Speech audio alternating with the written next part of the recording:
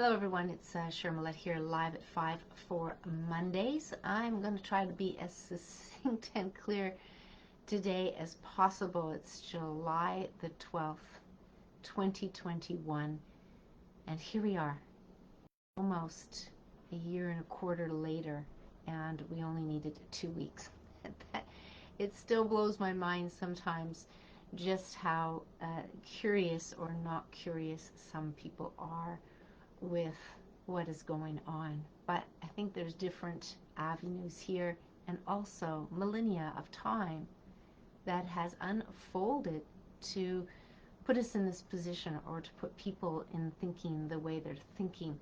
So what did I want to talk about new today? Wow, something completely new. So if you're new to Live at 5, the idea is kind of 3 segments, something completely new or different, and then go into, you know, what's up, what's new in the news, all that kind of stuff, and then go into some jokes or puns, that kind of stuff.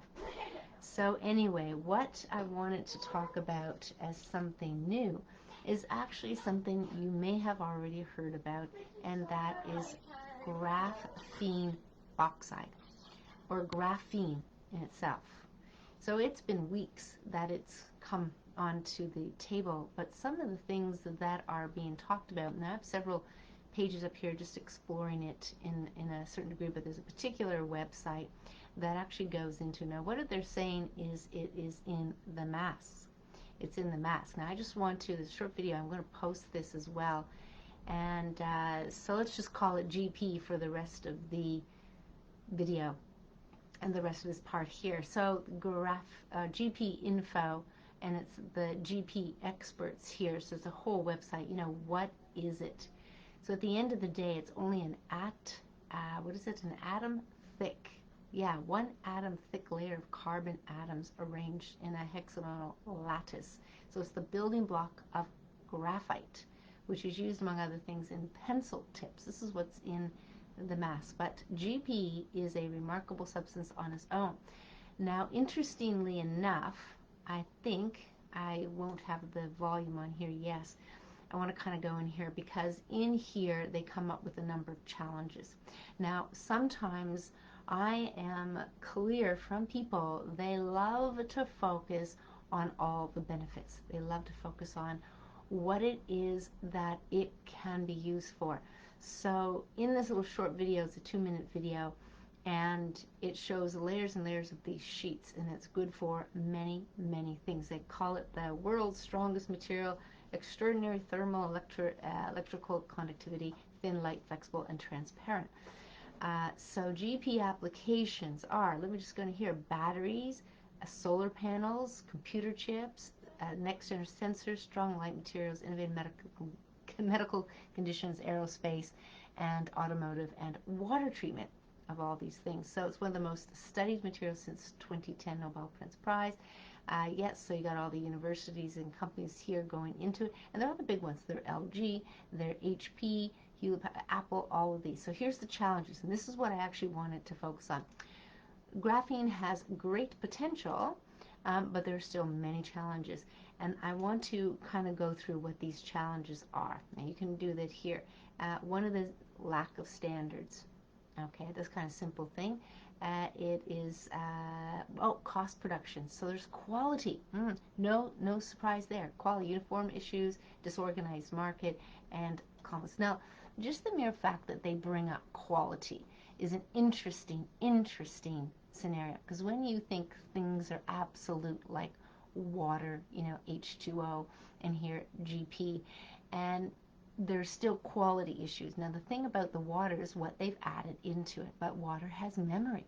So the water that you could be drinking could be, could have passed by some poison, some chemicals, and it has this memory, this capability. Just think of it more in vibration and energy. So it's still in its early stage as far as GP market is, and growing, entering the market. Here, this common thing. So what is it used for? Huawei smartphones. Okay, it's also used in automotive. Yep, that makes sense. Sports equipment, makes sense. Probably bikes. Lubricants, interesting. Which ones? NO anti-corrosion paints. All right. And the next one is face masks.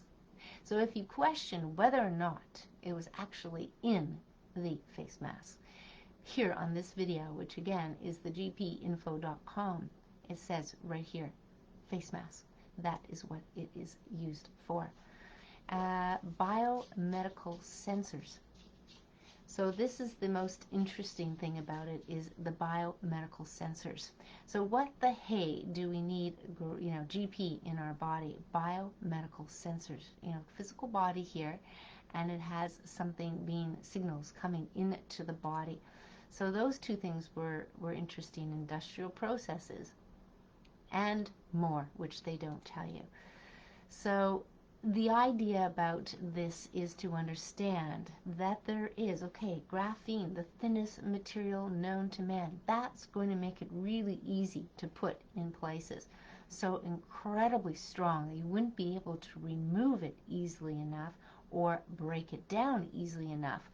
So it's 200 times stronger than steel. On top of that, GP is an excellent conductor of heat and electricity. So what do we have as far as signals and all that going, and has interesting light absorption ability. So it's truly a material that can change the world. Well, that's there.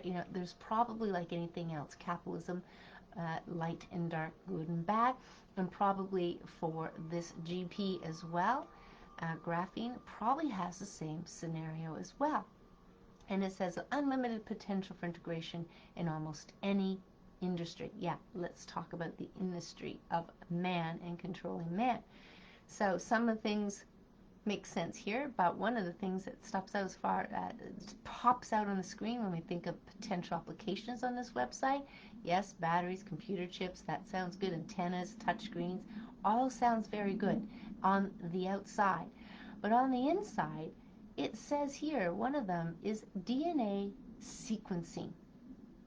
DNA sequencing. Isn't that very interesting? Now there is a link here, and I've got to kind of go through it a little bit more, and probably a lot more. But I also want to go into somebody who wrote about it. He wrote about it. I've talked about Jon Rappaport before, and he goes in. Yep, he goes in some of the things I'm just talking about. That kind of deal about what it is exactly. But he actually goes in here that on May 28th he wrote and posted an article about toxic GP containing face masks. Okay, well, we just saw it.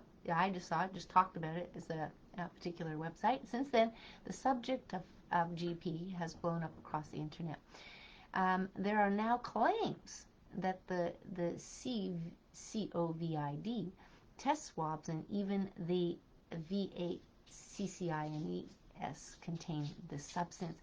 In fact, there's a group of Spanish researchers report they've analyzed a vial of this VAX and found it virtually had nothing but the GP oxide, 98 to 99%. Now, Jon, like I would too, now he's a reporter of decades, and I've been following his work and reading for a while. So there's such a wealth of knowledge behind this gentleman and putting all the pieces together. So he's reserving his opinion on that. I mean, this is one particular country that's talking about it. And if anything, as he says here, if they weren't trying to hide it in the VAX, they're parading it for anyone to see when you can come out with tests. So there's fear, fear, fear. So the idea is there is another scenario to this side, and there's another, and I haven't looked too deep into it, so I'm just going to read his thing. In brain neuroelectronics, a company at the intersection of med tech, so medical technology, deep tech, and digital health, dedicated to developing the world's first GP graphene-based intelligent neuroelectric system. Today announced a collaboration with Merck, a leading science and technology company. The aim of the collaboration is to co-develop the next generation of graphene bioelectric vagus nerve therapies targeting severe chronic diseases in Merck's therapeutic areas through Innervia Bioelectronics, a subsidiary of in-brain neuroelectronics. So this kind of goes with Obama, you know, the brain initiative that he had as far as putting things in the brain and being able to have part machine, part man. This is what Sapiens talks about too. Part man, part machine, no different than the UK government talking about human augmentation right on their website. So it just seems like this is just more and more validation that the direction that things are going in, medical technology, medical being technology.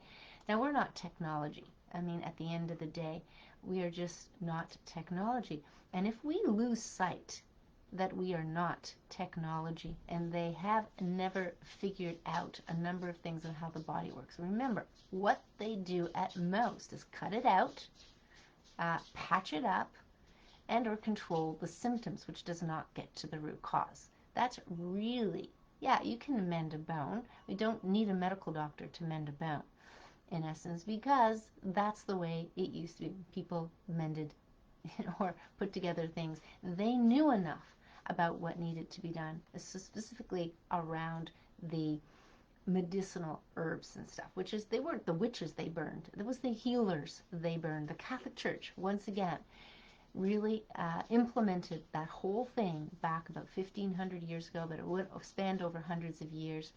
And this is something they did. And I just learned that wild lettuce actually is nature's morphine. So you can actually make a tincture out of not boiling the leaves, but heating up the leaves and then condensing it into a tincture, a black substance tincture, and that is nature's morphine, and you could put it in your cupboard, and there you go. So natural pain reliever. And the other thing, so I just kind of wanted to go into that. That's something completely new for some people, yes. For other people, possibly not. But a little bit more dive. I'll put a few websites down below so you can explore, and I will continue to explore. I don't like to spend a whole lot of time on many things, but I feel this one is a good one to explore and to have some better understanding about it. It definitely seems it's integrated already, and they're doing a lot of research and study on it. And so it begs having the knowledge of it, and a very, very good reason not to actually have it in the body. So I'm going to go right into another part that I wanted to talk about is toxins. Okay, so in the VAXs is something called SM102, and that's only in, I think, Moderna, but nonetheless, if it's not found in nature, and nature is not, once you've harvested nature or something is cut down, it's meant to break down. So in order to have things not break down, what the manufacturers or companies or businesses need to do is they need to change the structure, make it synthetic, number one. Number two, they need to add chemicals to make it, how can I say it? Like you would add bleach to something to not make it go moldy, or that's how you'd remove mold or something like that.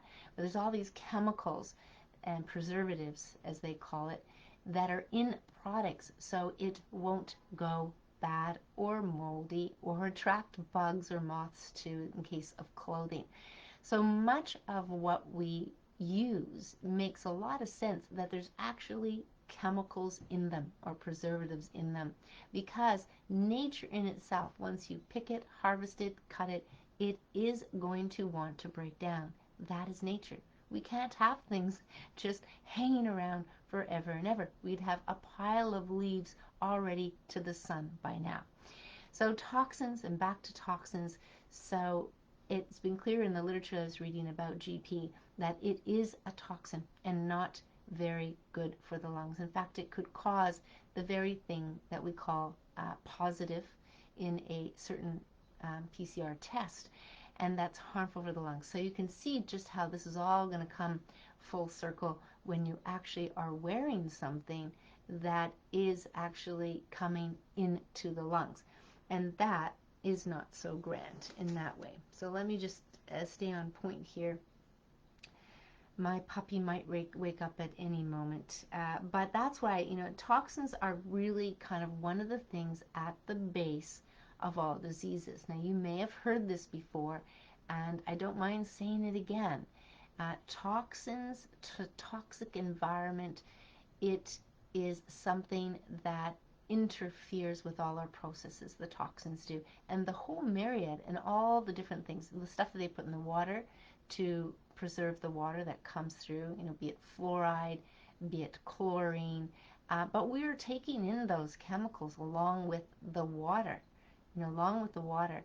And you don't have to be a rocket science to go and look up fluoride and determine the synthetic fluoride is damaging. And if you have too much fluoride, natural or synthetic, then you can even get fluorosis, which is a mottling of the teeth. And that's a problem, you know, that's a huge problem. So toxins come in many different shapes, colors, forms, in many different things. Again, it's the synthetic. If you think about anything that's synthetic, anything that is not meant to, you don't want it to go moldy, you don't want it to go bad, you know, shelf stable comes to mind when we're thinking of you buying food, or any of us buying food.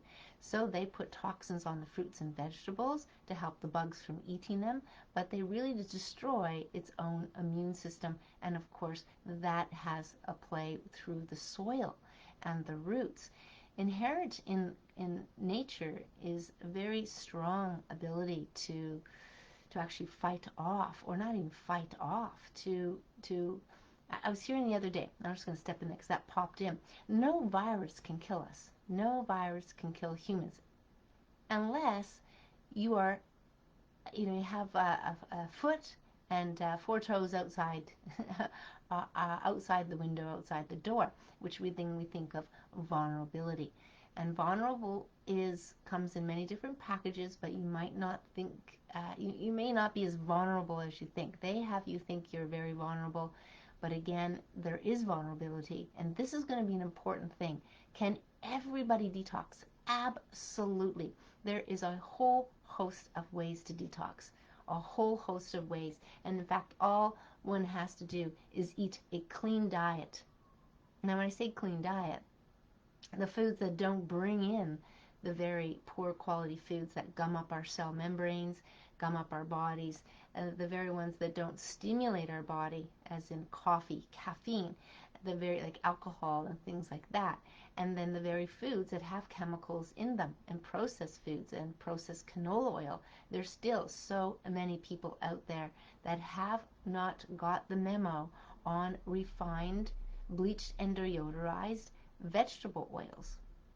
And it's not only those. Fish oil is refined as well, or purified, but it is not really stated on the label of packaging. If you see canola oil, sunflower oil, and they don't say cold pressed, although there can be some heat in cold press, then it is refined, bleached, and deodorized vegetable oil or oil. And that's just gumming up the body. Just so toxic for the body at the end of the day. And people wonder why we have, you know, increased rates of cancer, diabetes, and a number of things. And what they haven't told you is that these things are toxic and that they still remain on the food guide. You know, one of the things I have to say here is one of the things they kind of measure against is that you just don't die just by having the product. That is one of the things they kind of go by. Oh, we gave this to a number of people. Well, first of all, some of the things they won't even bother going down because they go, well, it's from canola seed. That's not a toxic thing, it's from a food. But it's what they do to the product that makes that happen. So if you need any assistance in the right way to detox, you can never, ever go wrong with some form of detoxifying. Even, believe it or not, getting a massage or relaxing is detoxifying. Okay, many things can be detox. Drinking a right amount of water, or making sure you're hydrated, because you can get hydrated by your foods. Some, it's the 7-day raw food veggie diet, and that might be a stretch for most people, for sure. Liver gallbladder flush cleanse, that's probably a stretch for some people as well. And then there's more gentler ones where there is like like herbs in a drink or something like that, herbs or herbal teas. And that is where you're not eating as much. And that seems to be, 1 day a week, doable for a lot of people. Doable. So I can't speak enough about that. The one thing I wanted to shout out, just popped in mind, is yes, to continue imagining and being positive. So whatever it is, to imagine and be positive and to feel that positivity. And you might feel like smiling because of the thoughts that you have. And this is going to be so, so important, because this brings me to the next part, which is the tricksters, the tricks that they're playing, the games that they're playing here, and the fear. There's so much fear. I did have something here that I was going to see if I have it up on the other one, kind of read, because it was very interesting. Let me just bring it up here. And again, it's around fear, but it just showed up, this particular post that Jason Christoph, I guess, put together. And again, this is how they're hooking people and having, put the fear into them. David Icke talks about it as well. You get the fear, you have this problem, and you get everybody in fear of this problem. And then they're begging, for a solution, begging for the solution, and you come in, or you mention the solution or whatever, and they're begging for it, and then you can kind of see, there's kind of probably different ways you can explain it, but I'm going to see if I can come up with it quickly, because it was well worded. One thing I also want to, and I'm going to find it again, I don't know absolutely what I did with it, but is Hugo Talks. Big shout out to Hugo in the UK. He posts daily short videos, and it's really informative, because really what he's showing you is in black and white. Some things are going on, and getting into the questions. See if it's going to come up here. Into the questions. So here we go. Let's find it here. But one of the things that he came up with is Hugo, that is. Sharon posts a lot of different things here. So this is Sharon. Sharon, it's got to be in here somewhere. She posts a lot of things. She posts a lot of good things. It should be in here quick, soon. Where is it?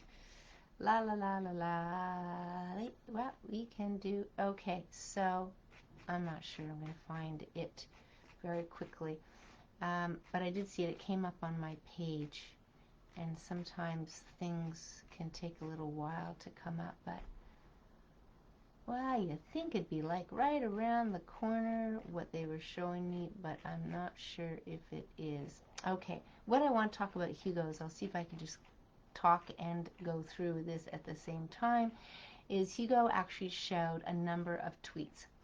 He had them all posted and put them all together, and these tweets were from various Twitter accounts, people, various Twitter accounts, and the message that was repeated was the same message across all of these Twitter accounts. When I say all, I'm going to say about 12 of them were up there.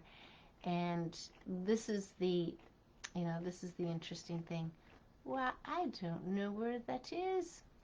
Okay, well, I would have read it, but at the end of the day, we will just forego that, and we will go on to the next thing.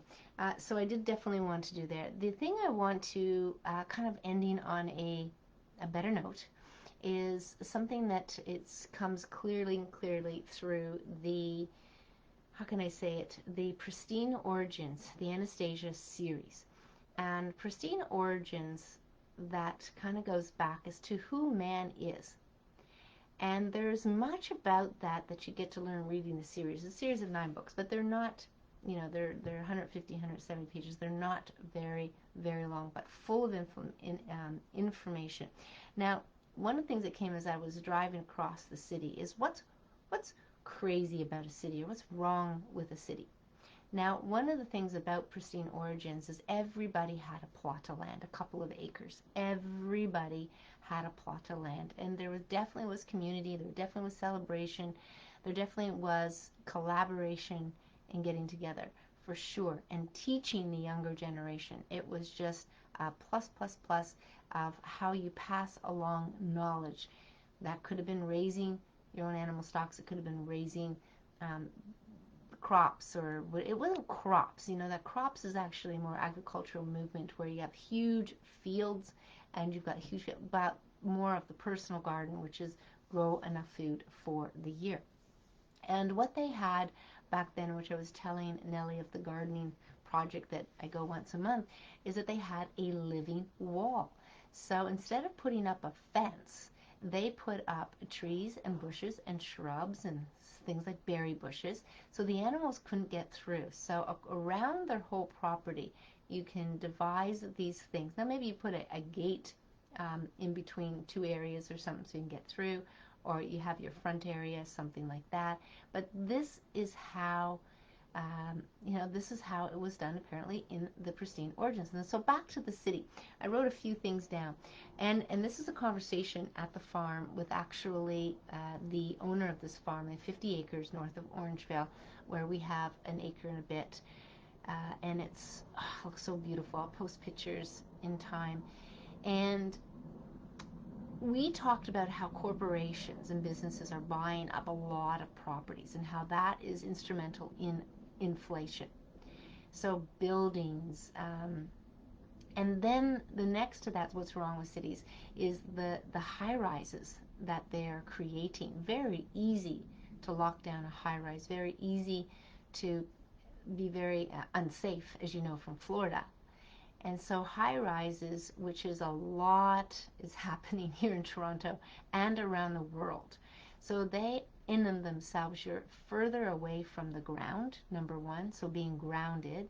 And you are in, most of these are like closets or something. Like, they're not very big, and a lot of people in a lot of area. That's a lot of energy, a lot of people. You don't even get to know your neighbors for the most part. You walk in and out of strangers, like a lot of these corporate business places where you just have a multitude of businesses and you're just walking around like nobody says hi to anybody. It's not really social at all that way. Convenience, that's the other thing. What's wrong with it is convenience. People are, and certainly the younger generation, order in, order in, order in, order in. And that has actually been pushed with this lockdown about ordering in. It's so skyrocketed because there's a number of restaurants that have taken up doing it, because how else would they survive? By doing takeout and that. So congestion, I talked about that with all of the buildings coming together. Real estate inflation, so it's very difficult for people to move into the cities in some ways, or to survive, which is, I'm hearing a lot about the tent cities coming up. So they were talking about seeing a lot of it in Hamilton, and I know in the ravine here, there is actually a couple of them where they're just living out in, it's quite the established places one guy has. I think it's just him. So now you have that coming into the nature, the nature thing. Nature is being converted in unhealthy ways as well. So you have less green space by far. You have less green space. And how many times I've heard here, even in Toronto, there was push to get rid of green space, and even I think the green belt that we have just north of here, pay off the politicians so that they can build and convert more of it.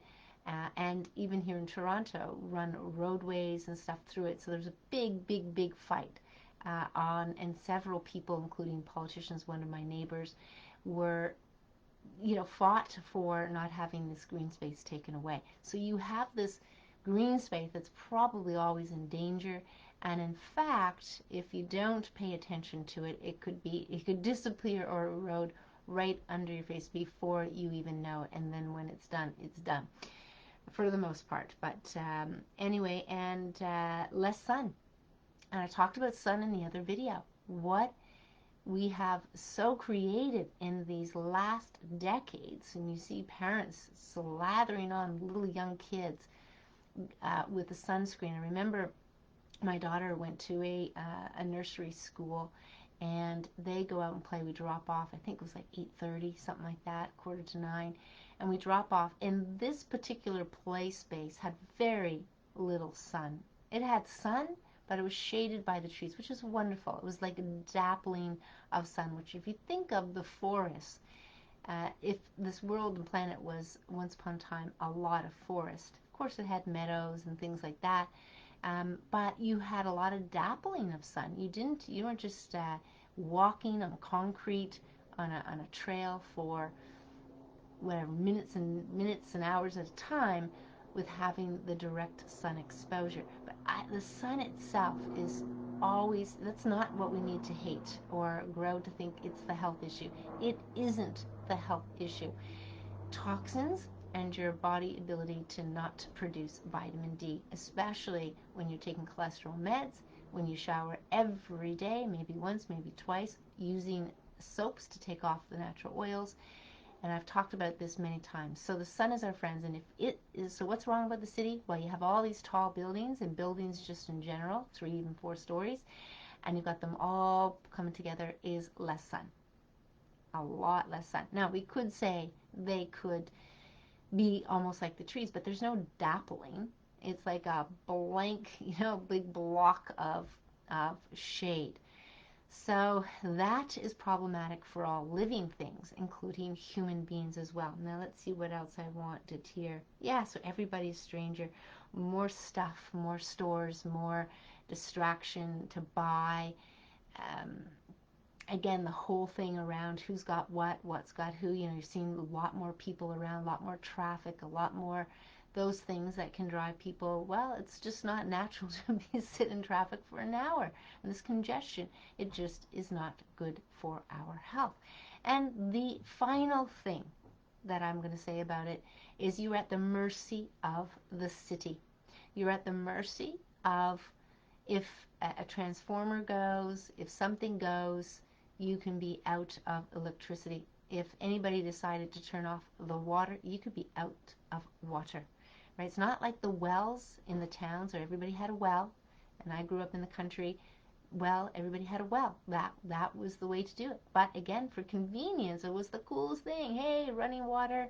Didn't have to worry about a well. You can have as much water as you want, and then eventually they charge you and bill you and do all of that. Yeah, then it comes to that. But at any point, with probably a flick of a switch, maybe exaggerating, you can turn off these how would I call it, life requirements that we would need, which would affect your shelter if you're in the cold climate, it's cold temperatures. It could affect your pipes, it could affect, your water pipes, all kinds of things by being cold. And if you remember what happened in Texas, very unfortunate, and it did take lives at the end of the day as well. And that is what you would be exposed to. You have a much higher risk in the city for some of these things, right? And anyway, it could go on and on. So I want to talk about that for sure. And the other thing is, what else did I want to talk about here? I think that's it for today. It's one of the things that I like about Live at 5 is really to share things in a way that makes sense for all the time. Would have in the past, would have today, does today, and will tomorrow. And that's kind of, yes, bringing in the current events, of course, but toxins, that doesn't change. Creating these unhealthy cities and cities in general, and the exposure that we have and the risk factors that we have, absolutely. And so the last thing we're going to do is some puns and jokes. So I took out the education here. Classroom capers. Once again, I've got 3 of them picked out here. Let's read these 3 off, and then I can see my puppy being very patient out there. He's not very well, so if you can send him some prayers. His name is Shadow, and tonight I'm getting hooked up with a healer in Hawaii. And just going to keep exploring. I guess what I've learned is anything, you just don't stop. It doesn't have to cost $1 million though. I'm all for making sense of what to do as opposed to the $1 million things. But I'm almost ready to make this homemade morphine and see how it would help him. What I saw help him is the raw seal oil. As soon as I would give it, it almost seemed like instantly, within a couple of minutes, he had more energy, more cognitive, which is right now he's kind of out of it, and he's just getting more and more out of it, a nervous breakdown. You can see it in his eyes.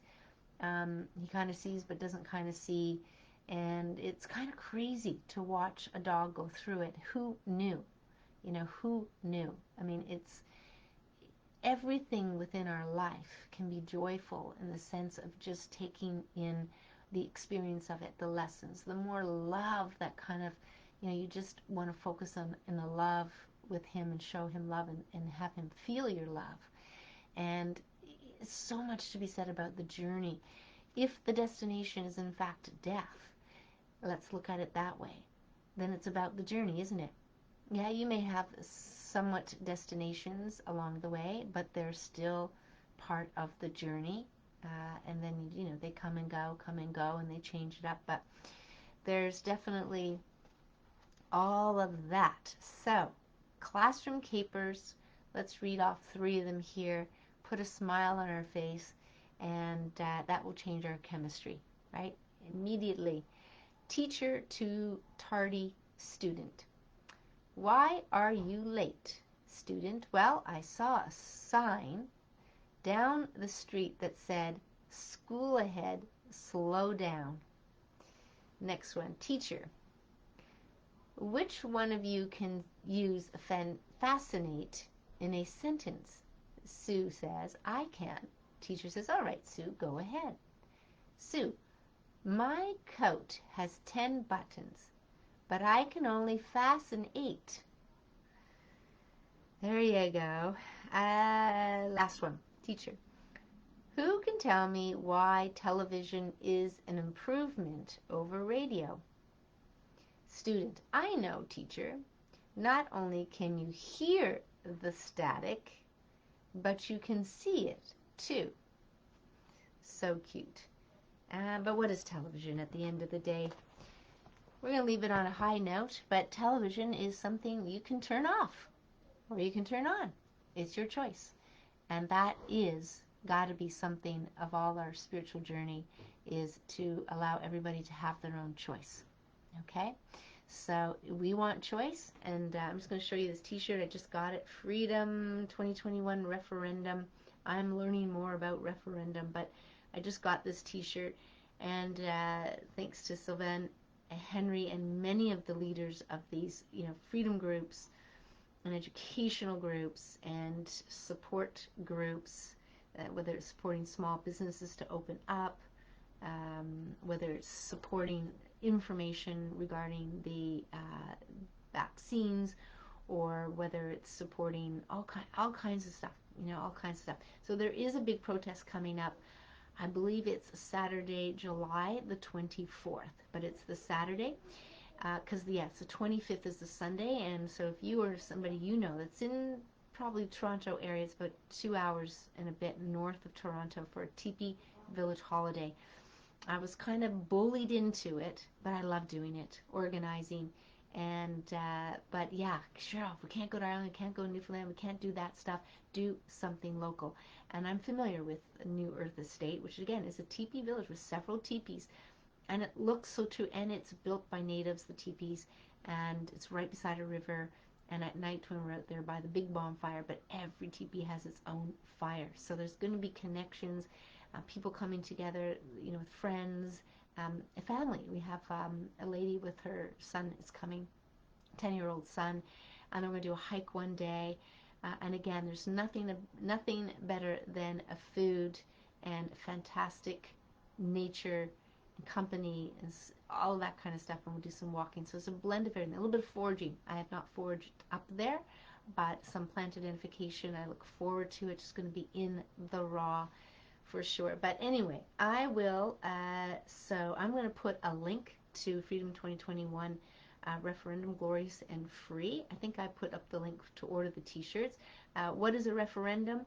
As you can see, there's kind of like a ballot there, and there's a question that the people get to ask, and then you get to vote yes or no. And there's a people's referendum, which I think they do, and then you put it in the ballot box. So it's kind of like a question you ask the people across the Canada, and then I don't think the question is actually been solidified yet, but yeah, there's a lot of pushback on some of the stuff that's not happening as it should, and so that's really grand. Anyway, I'm going to let you go, and if you haven't listened to most of this live at 5, go ahead and listen to the front of it. You're going to learn nature's morphine.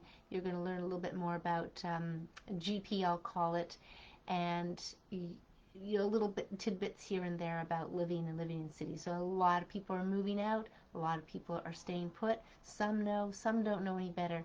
It's okay. We all have free will, and we've got to respect everybody having free will. And one last thing, that's what I wanted to say. One last thing popped in right now, and that is, somebody the other day walked down the street, and this isn't the only time in the last 10 days that something happened like this, where a person, she walks by, and I showed her where some mulberry trees are introduced. I love introducing people to food, free food, but not necessarily free food, but nature's food. And so she walked down, she goes, "Oh, I'm so sorry, I've been picking those mulberries for you." And so what I piped back in that came to me was that the more we desire something, the more will show up. Okay, so I have no qualm in showing people where the fruit trees are, where the wild plants are, what they're used for. I have no, it's not about that, because if I do and people desire them and using them, more will show up. More will show up. So happy focusing, imagining what you do want, being joyful and smiling, finding things that do bring you joy, because everybody's going to be unique in that, more and more. And just understand that much of what's going on in this event has been millennia of games and tricks to have people not know who they are, and not to understand who man is, and just continuously tie us up in just tie us up in all the things, addictions, distractions, plain pleasure, all kinds of TV, Hollywood, sensationalism, the coffee, all kinds of things. But anyway, so big smile, and I look forward to seeing everybody alive at 5 another time. Take care. Any comments, questions, even special links that other people can see, I will put mine in there from what I've talked about. And take care. Have a wonderful evening. And again, prayers for Shadow. I'll appreciate that very much, and he will as well. So take care, everyone. Bye for now.